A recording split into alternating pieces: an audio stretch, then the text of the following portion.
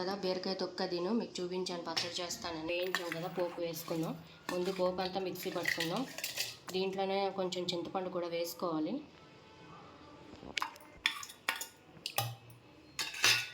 ఇది మిక్సీ పట్టుకుందాం అండి.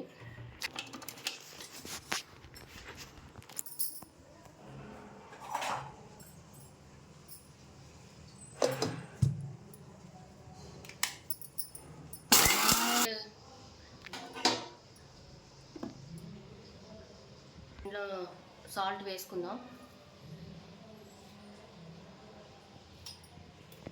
తీపి ఇష్టపడే వాళ్ళు కొంచెం బెల్లం ముక్క వేసుకోవచ్చు. ఇందులో నేనైతే వేయట్లేదు. పట్టుకోవాలి.